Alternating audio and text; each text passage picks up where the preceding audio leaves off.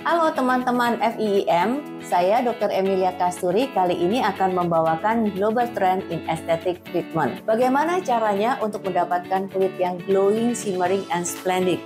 Apakah cukup dengan skincarean aja?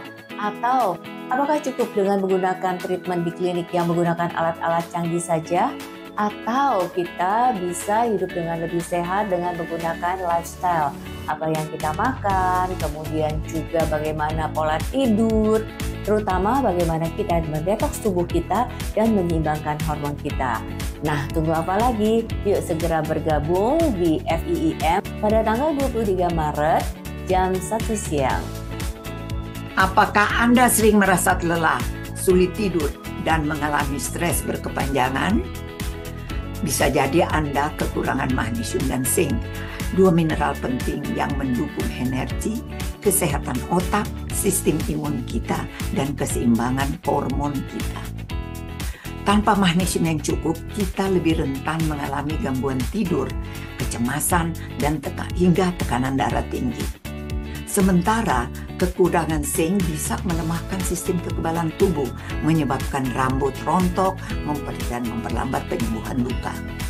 Pola hidup sehat bukan hanya tentang olahraga dan makan makanan bergizi, tetapi juga memastikan tubuh mendapat nutrisi esensial yang dibutuhkan.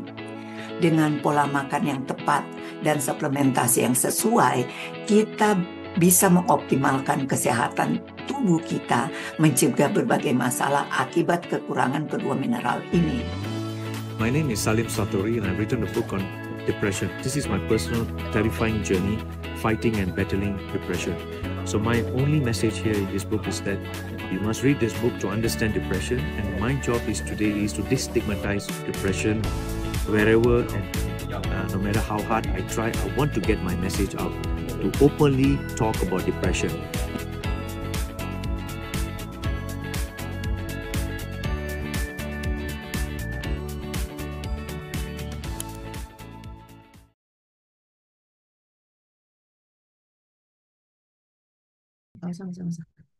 Selamat siang teman-teman sekalian, peserta daripada FIIM. Terima kasih atas kesempatan yang diberikan kepada saya. Saya Emilia Kasturi sebagai esthetician, tapi saya juga bergerak di bidang anti-aging karena ketertarikan saya ini karena saya juga memang sudah tua dan ingin terus cantik. Jadi, apa nih Global Trends in Aesthetic Treatment? Saya akan berusaha untuk menceritakannya ya. Kita mulai di sini. Disclaimer dulu bahwa presentasi ini hanya untuk edukasi dan berbagi pengalaman saja. Gambar yang ada di dalam presentasi ini hanya untuk tujuan ilustrasi. Silakan verifikasi berdasarkan jurnal yang berkaitan. Tiga hal yang sangat penting yang mendominasi dalam dunia kecantikan adalah reverse aging. Semua orang inginnya muda, semua orang nggak kepingin tua. Tapi kita juga tidak bisa menarik daripada yang dikatakan dengan takdir bahwa usia kita terus bertambah. Tapi ada pilihan, kita mau tua secara gracefully atau kita mau tua yang kelihatan lebih rentah, ya.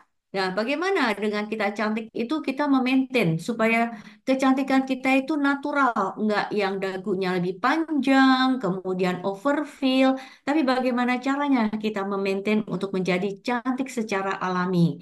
Dan tentunya bagaimana kita menjunjung tinggi daripada keberaneka-ragaman dan keunikan kita untuk menjadi semua yang cantik. Ketika reverse aging, ya, tujuan utama daripada untuk reverse aging bukan hanya untuk kelihatan cantik saja, bukan hanya kelihatan untuk awet muda aja di wajahnya. Kadang-kadang saya temui wajahnya cantik tapi jalannya bungkuk, kakinya sakit, nggak bisa jalan. Jadi itu nothing kalau menurut saya. Ya, jadi bagaimana kita membuat regenerasi sel kita bertambah baik, stimulasi daripada growth hormon kita bukan hanya pada kulitnya aja, tapi secara keseluruhan ya. Bagaimana kita memboosting daripada kolagen produksi kita bukan hanya di wajah saja, tapi di seluruh tubuh. Dan tentunya bagaimana kita mengantisipasi dengan antioksidan dan seluler terapi. Ketika kita bertambah usia, biasanya Seorang bertambah tua itu di usia 25 tahun. Pengalaman di dalam klinik pada usia yang datang di bawah 25 itu paling kulitnya dull skin, kulitnya kelihatannya kusam, kemudian kering, oily, ya, kemudian juga beberapa acne karena mungkin masalah puberti, pigmentasi, kemudian pori-pori yang besar karena mungkin masalah hormonal, scars dan wrinkle. Begitu memasuki usia 25 sama 40 sampai dengan 45 tahun ada lagi masalah yaitu pigmentation. Biasanya mereka yang tidak suka menggunakan sunblock itu akan berakhir dengan pigmentation, big pores, ya, kemudian scars dan wrinkle.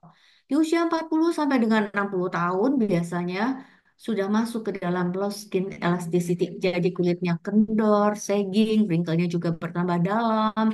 Kemudian juga hiperpigmentasinya bertambah, bahkan lebih melebar mungkin. Kemudian juga tetap dengan kekeringan dan kulit yang kusam. Nah, kita nggak mau kan ketika kita usia 60 tahun, ya, kulit kita berkerut-kerut seperti gambar ini. Kebetulan usia saya juga sebentar lagi sudah mencapai 60 tahun. Jadi, saya nggak mau nih kulitnya kayak begini. Saya maunya tetap cakep. Nah, bagaimana kita mengantisipasinya? Karena aging proses itu bermula itu pada semua lapisan daripada kulit kita. Jadi ada 6 lapisan di kulitnya, kemudian bagian subkutaneusnya, kemudian di bagian ototnya, retaining ligamennya dia bertambah longgar, kemudian bertambah lebar, kemudian juga ada lemak-lemak yang harusnya ada dia hilang dan harusnya nggak ada dia nambah, sehingga kulit kita terlihat merorot dan kulit kita tampak kelihatan tua.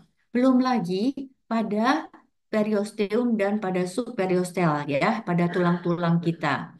Saya akan mulai daripada permukaan kulit kita yaitu skin, lapisan kulit yang pertama, di mana kedalaman daripada dermis kita juga mengalami penurunan, baik daripada epidermal matriksnya, glikosamina-glikan, kemudian juga fibroblast, kolagen, dan elastin, ya.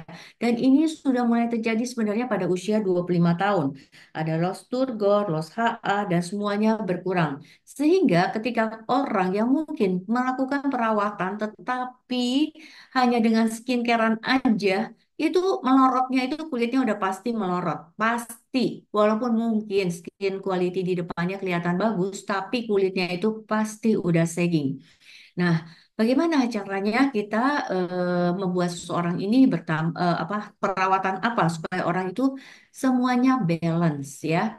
Nah, pada fat, pada lapisan-lapisan lemaknya di usia 25 sampai 30 tahun itu masih kencang, masih bagus, ya, migrasinya belum terjadi.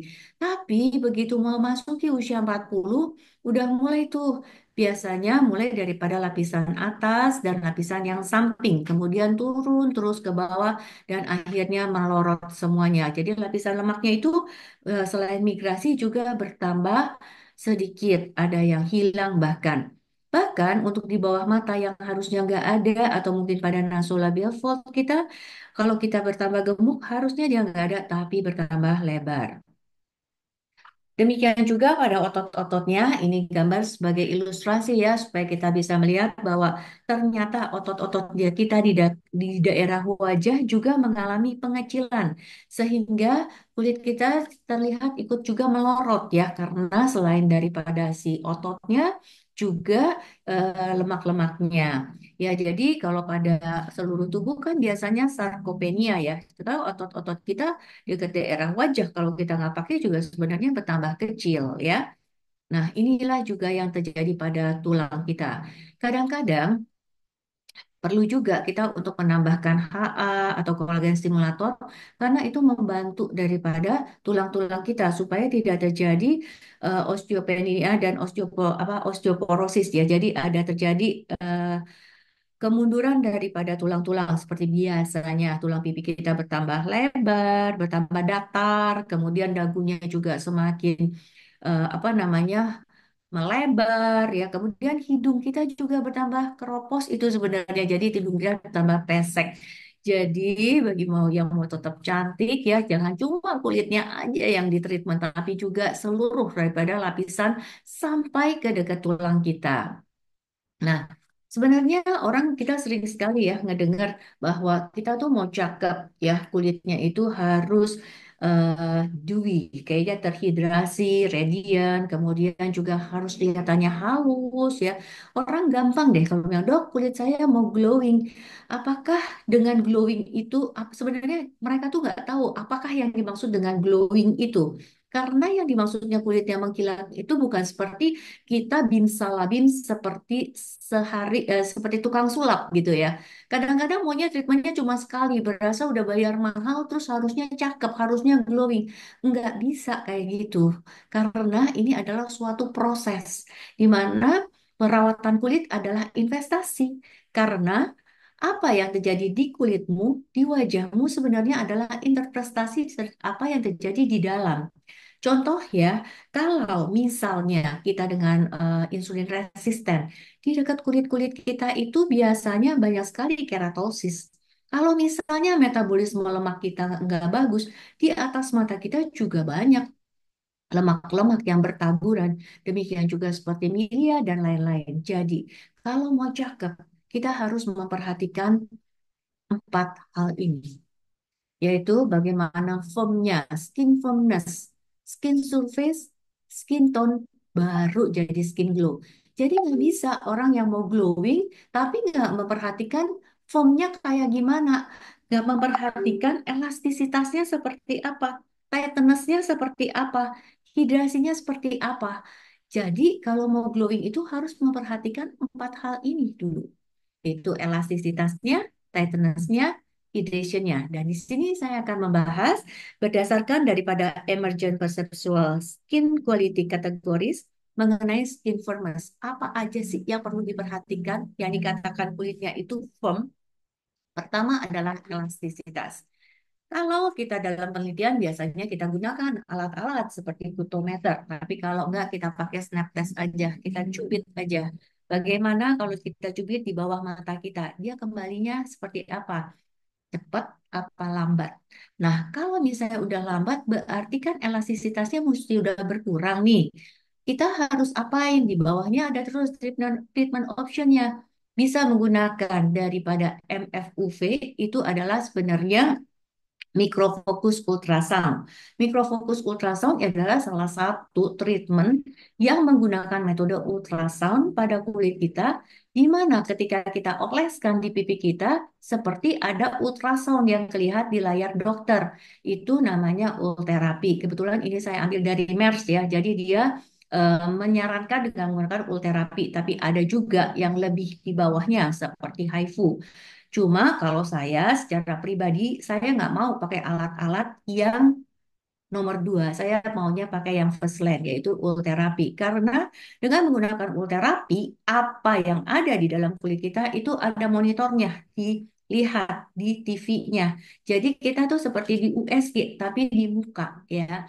Nah, kalau dengan ulterapi sudah, kita bisa menggunakan seperti misalnya KH. KH itu adalah kolagen stimulator, yaitu dengan menggunakan seperti radies, ya, kemudian yang didilusi, kemudian disuntikkan. Kadang-kadang itu juga masih kurang. Kurangnya yaitu HA. Yaitu HA itu hyaluronic acid. Dia itu bahan pembentukan daripada fibroblast, kolagen, dan elasin yang ada di dalam tubuh kita. Nah, kalau misalnya masih itu untuk hal-hal yang sudah severe, tetapi kalau masih awal-awal, mungkin kita bisa dengan menggunakan topical treatment seperti retinoin, kemudian juga dengan deep peeling, ya. Kemudian ketika kekerasannya, kekencangannya juga, tightness-nya kurang, tightness atau mungkin apa ya, kekencangannya dengan pemeriksaannya juga sama, pakai kutometer, pinch test ya. Nah, kemudian juga kadang-kadang kalau dengan ulterapi juga kita suka-suka melakukan before and after karena sometimes kita nggak ngeliat tuh perubahan secara nyata, tapi begitu dipegang dan begitu dibandingkan fotonya itu akan kelihatan ya. Nah, terapinya kurang lebih hampir sama dan kita juga harus memperhatikan hidrasinya. Jadi, kalau kulitnya mau foam itu harus dilihat elastisitasnya gimana, tightness-nya gimana, hidrasinya bagaimana. Nah, apakah kita dengan minum yang cukup aja kulit kita akan terhidrasi dengan baik? Ternyata tidak gitu loh. Kenapa? Karena ada hal-hal yang lain yang perlu kita perhatikan juga. Karena si HA ini, kolagen ini juga akan berusaha untuk menarik air. Jadi kalau kolagennya kurang, HA-nya kurang, tetap aja kulit kita juga terlihat kering. Kemudian daripada FPCS yang kedua, yaitu skin surface, yaitu bagaimana surfacing-nya. Jadi, kalau orang yang mau glowing itu, tapi pori-porinya masih gede, glowing nggak? Enggak, kulitnya kelihatan kotor. Terus juga kita juga ada wrinkle-nya, glowing nggak? Enggak, karena masih kelihatan banyak seperti lipatan-lipatan, seperti baju yang kurang digosok. Nah, untuk seperti ini antara seperti misalnya pornya seperti apa, kemudian untuk orang-orang yang di atas 50 kulitnya tuh tipis, kayak kertas, creepy, kulitnya tipis deh kayak kertas gitu loh. Jadi apa namanya dia perlu sesuatu. Bisa nggak cuma dengan pakai krem-kreman aja? Mungkin iya bisa, tapi nggak bisa secara maksimal. Jadi kan sekarang tuh lagi model tuh ya. Katanya skincare-nya ini eh, apa namanya sesuai apa enggak, proof apa enggak yang lagi model-model sekarang itu.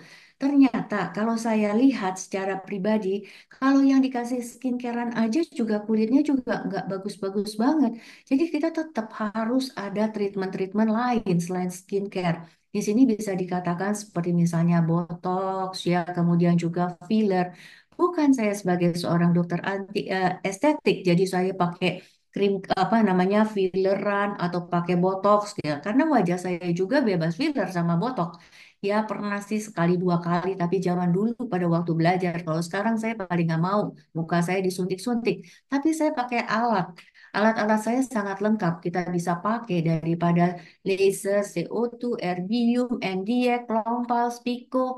Semua itu bisa kita gunakan sebagai modalitas kita ya. Belum lagi kalau rambutnya kelihatannya udah bagus nih, tapi ada bulu-bulunya, tetap aja juga nggak kelihatan glowing ya.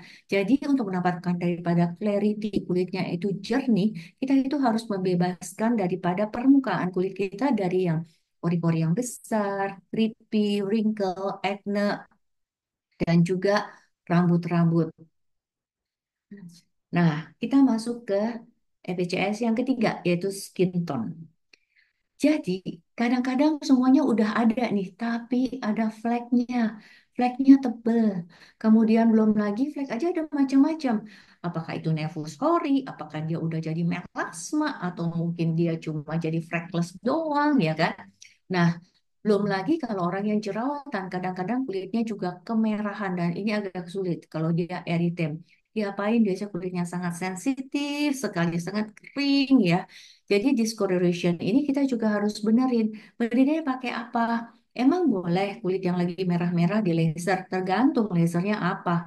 Kalau misalnya pakai Photonav seperti seperti pakai factory-nya langsung baik. Kalau misalnya dia dokternya punya alat-alat yang modalitasnya bagus, erythema ini bisa langsung diatasi dengan laser. Tapi kalau enggak, cukup deh kita benerin dulu skin barrier-nya. Jangan orang yang flek langsung dibenerin dengan laser, dengan apa. Benerin dulu dong skin barrier-nya. Benerin dulu dong permukaannya. Baru kita masukkan modalitas-modalitas ya. Di sini ada, tapi mungkin saya nggak perlu bahas satu-satu ya, karena kurang lebih ya hampir sama itu-itu aja. Tapi mungkin sebagai dokter kita akan melihat mana yang lebih penting daripada seseorang, kebutuhan seseorang. Jadi setelah ketiga hal itu semua dipenuhi, baru keluar glowingnya, radiance-nya, luminosity, brightness, vibrancy, complexion-nya baru keluar. Ya, jadi kalau misalnya orang yang suka disuntik-suntik ya, misalnya pakai skin booster, itu sepertinya sih sebenarnya vitamin. Jadi kita harus lihat juga karena vitamin juga ada macam-macam. Ya, jadi harus benar-benar kita memperhatikan apa yang disuntik, kemudian juga dosisnya seperti apa. HA itu juga ada apa namanya dosisnya ya. Jadi ada kandungannya. Ada yang 18, 20, 22, 25 gitu dan itu berdasarkan tempat di mana yang kita mau taruh. Oke, jadi walaupun kita berbagai eh, berbeda-beda dan kita sangat unik, tapi kita bisa tetap cantik. Kenapa saya mengemukakan hal ini? Karena kerap kali orang berpikir bahwa kulit yang putih adalah kulit yang cantik. Ternyata enggak. Kalau kita itu kalau kita punya kulit sawo matang, karena mungkin kita tinggalnya di daerah tropis, it is okay. Mungkin akan dikeluarkannya dengan eksotik. Jadi nggak semua orang yang kulitnya putih bagus, malah menurut aku terlalu putih jadi pucat. Eksotik, nice, bagus. Nah, bagaimana kita eh, membuat perbedaan ini, keberagaman ini menjadi suatu hal yang indah. Seperti yang kita ketahui bahwa aging itu eh, akan terus terjadi oleh karena adanya pertambahan usia. Tetapi sebenarnya ada dua hal, ada intrinsik dan ekstrinsik faktor. Ada hal yang kita bisa atasi dan kita bisa apa namanya hindari, ada hal yang tidak bisa kita hindari. Kalau faktor ekstrinsik misalnya karena pengaruh daripada UV exposure, tentunya kita bisa menggunakan sunscreen. Tapi pilih dong sunscreennya yang betul, jangan sunscreennya yang malah merusak daripada hati dan ginjal kita. Sunscreen itu ada yang fisikal, ada yang mechanical, kemudian bagaimana kita memilih yang sesuai. Masa orang jerawatan dikasih SPF-nya yang terlalu tinggi sehingga kulitnya tambah berminyak misalnya ya. Bagaimana kita mengatasi faktor stres kita? Ya, memang tidak mudah untuk mengatasi faktor stres, tetapi kan ada caranya ya. Dan bagaimana kita mengatasi polusi? Saat ini, apalagi bagi kita semua yang tinggal di Jakarta, polusi adalah suatu hal yang bukan lagi eh, menjadi hal yang biasa ya bagi luar biasa bagi kita. Itu di mana-mana polusi dari air yang kita minum, dari makanan yang udah berwarna-warni, belum lagi ada zat tambahan yang sesuatu, dan juga dari udara. Nah, bagaimana kita menambahkan antioksidan di dalam tubuh kita supaya faktor-faktor instruksi kita bisa baik, bagaimana hormonal kita bisa balance, bagaimana kita punya genetic mutationnya bisa kita stop mungkin ya, kemudian juga telomer kita bertambah panjang bukan bertambah pendek. Nah, itu mungkin nanti akan dibawakan oleh dokter Ruli bagaimana kita mempengaruhi daripada mineral-mineral kita, karena mineral adalah suatu hal yang kecil tetapi efeknya begitu besar untuk detoksifikasi dan untuk kekurangan-kekurangan yang ada di dalam tubuh kita. Ya, jadi kalau kita lihat daripada gambar ini gambar udah sangat familiar sekali ya. Jadi seorang pengendara daripada mobil truk ya, di mana yang satu kena matahari, yang satu enggak. Ternyata memang matahari itu membuat kulit kita menjadi aging, yaitu dengan wrinkle, kemudian juga pigmentation, kemudian juga menjadi kering ya. Jadi bagaimana kita pentingnya sunblock kalau dalam estetik, pemakaian sunblock atau sunscreen itu adalah nomor satu. Hukumnya adalah wajib. Ya, jadi photoaging ini biasa terjadi karena adanya peninggian daripada oxidative stress, kemudian pengurangan daripada kolagen dan HA. Pokoknya kalau dokter estetik tuh mainannya HA aja. Ya, bagaimana HA-nya tinggi aja, ya. Bagaimana perusakan daripada elastic fibers kita, kemudian fibroblast-fibroblast kita yang mati. Nah, ini adalah eh, yang biasa kita kerjakan. Misalnya, kalau skin laxity itu apa tuh yang dikerjain? Bisa dengan botox, kemudian kolagen stimulator, bisa juga dengan HA, dengan filler, atau juga dengan skin booster. Bisa menggunakan alat-alat seperti dengan menggunakan mikrofokus ultrasound, radiofrekuensi. Tapi radiofrekuensi juga ada macam-macam ya, ada yang monopolar, bipolar, multipolar. Jadi kamu harus tepat penggunaannya supaya hasilnya juga bagus ya. Nah, kemudian kalau misalnya uneven skin tone, apa yang harus diperhatikan? Misalnya dengan laser, dengan IPL. Kadang-kadang IPL untuk orang-orang yang dengan kulit-kulit tertentu malah juga menyebabkan flek. Jadi harus tepat banget nih dosisnya dengan microneedling. Apakah digosok-gosok yang seperti waktu itu ya, yang seperti apa dokter ikan itu kulitnya sampai berdarah-darah semua. Jadi harus tepat kedalamannya tuh berapa. Kemudian kecepatan rotasi daripada si microneedlingnya juga kita harus tahu supaya hasilnya juga efektif. Dan chemical peeling juga macam-macam ya. daripada SHGA, kemudian juga oh macam-macam, bahkan sekarang ada chemical peeling dari stem cell ya. Kemudian juga kalau uneven skin surface-nya tuh seperti apa gitu. Jadi kita harus ini kurang lebih teknik-teknik yang kita harus perhatikan ya. Jadi sebenarnya untuk treatment menjadi awet muda, anti-aging, kita perlu combination treatment. Kita nggak bisa satu aja untuk semuanya. One size doesn't fit for all ya. Jadi ini harus tailor made. Jadi kita harus seperti tukang jahit kita ukur. Nah, sekarang ini apalagi ada DNA ya, pemeriksaan DNA. Jadi dengan itu kita bisa tahu ya. Jadi sekarang memang tren daripada 2025 untuk treatment itu berdasarkan personalized. Jadi kita lihat dulu DNA-nya, kemudian kita harus kerjain apa nih orang. Kemudian apa yang kita harus tambahkan untuk suplementasinya. Jadi kita harus kombinasi, gak bisa kalau misalnya mau cakep, mau awet muda, cuma diuak-uak doang wajahnya. Jadi kita harus multi layering dan multi modalitas approach ya. Kebetulan di sini saya contoh seperti dengan filler, toxin, laser, ultrasound, thread lift ya. Bukan ini aja, tapi juga harus dari dalam. Karena kulit kita itu yang ada di wajah kita, yang ada di seluruh tubuh kita adalah representasi daripada dalam apa yang terjadi di dalam tubuh kita. Ya, karena lagi model urusan skincare, jadi saya masukin nih skincare ya. Tapi asal tahu aja kalau orang yang datang ke klinik saya, terserah kamu mau pakai skincare apa juga boleh. Yang penting treatmentnya sama saya. Karena kamu mau pakai skincare apapun aja mukanya juga tetap cakep gitu loh. Jadi kalau kalau kamu golongan yang skincarean, ini misalnya untuk brightening ada vitamin C, AZA, folic acid, arbutin, niacinamide. Kalau kamu mau syuting, pakainya ini Centella asiatica, Panthenol, green tea, colloidal oatmeal, aloe vera, allantoin. Di mana ini adalah untuk yang buat kamu menjadi syuting. Biasanya setelah after treatment kami juga suka pakai. Nah, untuk yang exfoliate ya kita bisa pakai salicylic acid, glycolic acid, lactic acid ya. Hydrating kita bisa pakai snail mucin, hyaluronic acid, glycerin, squalane, niacinamide, urea. Kemudian untuk repair, ya kita bisa pakai ceramide, vitamin E, aloe vera, beta glucan, niacinamide. Jadi kita bekerja di glikoaminoglikannya kita ya, yang lapisan yang kedua setelah ini.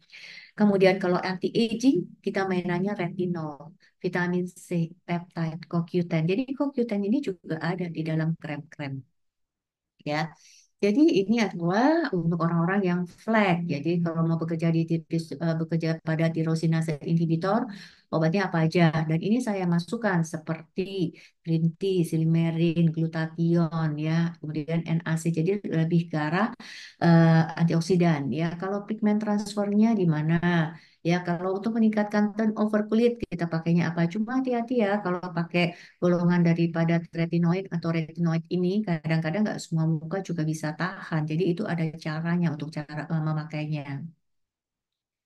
Nah, ini adalah makanan-makanan yang membuat kulitmu menjadi glowing seperti sweet potato, carrot, turmeric, ya, pepaya, kemudian juga yellow pepper, sunflower oil, kemudian juga eh, green tea, avocado, coconut oil, blueberry, almond, kakao, oats, Brazil nut, dan spinach. Ya, nah kalau kita sudah main ilmu anti-aging, kita udah lifestyle medicine, tentunya makanan ini adalah makanan kita sehari-hari, di mana kita akan makan makanan yang mengandung serat jauh lebih banyak dan antioksidan ya, golongan beri-berian. Nah, sekarang kita masuk ke study case. Ini adalah saya. Percaya nggak ini saya? Waktu itu, pada waktu usia saya 54 tahun, saya kena autoimun. Jadi, di tangan saya, kaki saya kayak eksim, tapi bukan eksim, itu vaskulitis. Itu merah, gatel banget. Seluruh badan saya merah-merah, gatel-gatel. Ya, waktu itu mungkin sekitar hampir kayak COVID-COVIDan gitulah. Ya, stres sih ada ya, tetapi yang menjadi masalah adalah ini kulit yang seperti ini, vaskulitis ya. Apa yang saya kerjakan? Ya, yang saya kerjakan ya, adalah pemeriksaan laboratorium. Ternyata anak profilnya sih pas-pasan ya, gitu kan, 100 ya. Nah, saya tuh sering banget tuh saya melakukan infus ya, detoksifikasi, entar ozon untuk memperbaiki daripada imun sistem saya. Ini HSCRP-nya 10, tinggi ya. Kemudian IgA-nya 90. Yang lebih parah adalah kortisol saya cuma 1,9. Saya bisa hidup dengan kortisol 1,9. Luar biasa banget sih saat itu. Nah, kemudian setelah diterapi, kemudian saya punya kortisol itu naik di 2,5 3 bulan setelahnya. Kalau sekarang sih udah normal. Kemudian juga saya itu low tiroid ya, subclinical hipotiroid, kemudian juga dia rendah ya. Tapi dari semua itu saya punya vitamin D itu selalu tinggi, pasti di atas 100 ya. Memang kalau kita udah masuk ke dalam anti-aging harus vitamin D-nya harus tinggi. Nah, apa yang saya lakukan? Yang saya lakukan adalah saya melakukan detoksifikasi, detoks hati, kemudian juga saya melakukan apa namanya ozon, kemudian high dose vitamin C, kemudian pola hidup sehat, olahraga.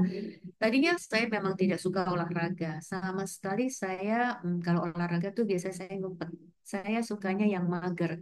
Tapi sekarang olahraga adalah salah satu kebutuhan saya karena mitokondria itu perlu dijaga dengan cara berolahraga. Oke, ini tadi case yang kedua. Ini adalah pasien saya yang punya jerawat dan pori-pori besar, kulitnya berminyak, sensitif kemerahan, scarring, hiperpigmentasi pasca inflamasi, pori-pori besar, rambut pada wajah. Ternyata rambut pada wajah ini ada hubungannya loh dengan makan gula yang terlalu banyak ya. Kemudian juga stres ya karena mungkin dia juga lagi S2, kemudian juga dia sudah treatment berkali-kali di tempat-tempat lain, tetapi bolak-balik begitu. Makanya ke tempat saya tidak terapi sebagaimana biasanya. Saya ya terapi yang seperti laser, kemudian daripada peeling salicylic acid, kemudian dengan BOP, ada apa lain dan lain-lain. Tapi yang saya modifikasi adalah daripada lifestyle-nya. Saya suruh intermittent fasting, kemudian saya batasi untuk pemasukan daripada gulanya, pola tidurnya, cara mengatasi stresnya, saya suruh dia meditasi, kemudian 5R, ya, gut protokol yang baik. Kemudian suplementasi seperti zinc, selenium, vitamin A, vitamin D, vitamin B12, ashwagandha, dan ozon terapi. Ternyata setelah diterapi beberapa kali, paling sekitar 3-4 kali, hasilnya tuh cukup bermakna. Ini juga ada pasien saya dengan flek dan melasma karena biasanya kalau untuk kasus-kasus seperti jerawat, flek dan melasma itu termasuk kasus-kasus di dalam dokter estetik ya selain sagging face. Kemudian ini pasien ini usia 54 dengan melasma pada kedua pipi, dark circle, eye bag, kontur kulit juga nggak rata ya. Kemudian uneven skin tone ya menopause 7 tahun yang lalu. Ya, selain laser, microdermabrasion, chemical peeling, saya juga melakukan seperti intermittent fasting, sugar restricted, pola tidur, stress reduction, skin booster, HA, kemudian dengan treatment-treatment seperti hidroquinon, cysteamine, arbutin, racemic acid, dan hasilnya cukup signifikan setelah beberapa kali ketemu. Jadi, daripada kesimpulan saya dari study case yang saya lihat adalah detoksifikasi ada punya peranan penting di dalam kehidupan seseorang. Kemudian lifestyle modification, balancing hormonal, choose the right product, non-chemical and non-toxic, multi-layering and multimodalitas treatment. Terima kasih. Demikian paparan yang saya buat. Semoga bermanfaat bagi teman-teman semua.